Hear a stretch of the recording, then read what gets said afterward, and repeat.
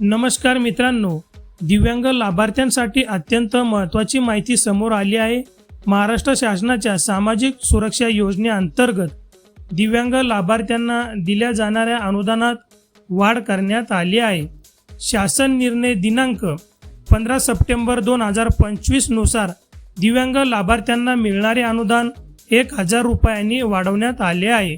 पूर्वी लाभार्थ्यांना 1500 रुपये मिळत होते, परंतु आता हे अनुदान वाढवून 2500 रुपये करण्यात आले आहे।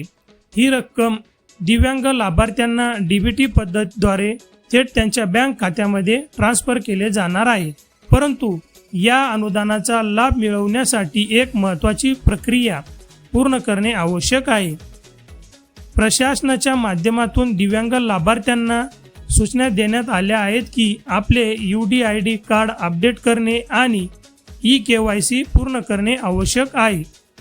eKYC पूर्ण करण्यासाठी जे कागदपत्र लागणार आहे ते कागदपत्र UDID कार्डची झेरॉक्स, आधार कार्ड झेरॉक्स, बँक पासबुकची झेरॉक्स ही सर्व कागदपत्र आपल्या गावातील तलाठी कार्यालय किंवा तहसील कार्यालयातील संजय गांधी योजना विभागामध्ये जमा करावीत। तसेच UDID पोर्टलवरती eKYC प्रक्रिया पूर्ण करणे आवश्यक असणार आहे। ही प्रक्रिया पूर्ण करण्यासाठी तुम्हाला 20 मार्च 2026 ही अंतिम तारीख देण्यात आलेली आहे। जर तुम्ही या तारखेपूर्वी माहिती अपडेट केली नाही तर तुम्ही या लाभापासून वंचित राहू शकतात। म्हणून सर्व दिव्यांग लाभार्थ्यांनी लवकरात लवकर UDID कार्ड अपडेट करणे आणि eKYC प्रक्रिया पूर्ण करावी, जेणेकरून तुम्हाला वाढीव अनुदानाचा लाभ मिळेल। मित्रांनो, अतिशय महत्त्वाची ही माहिती आहे।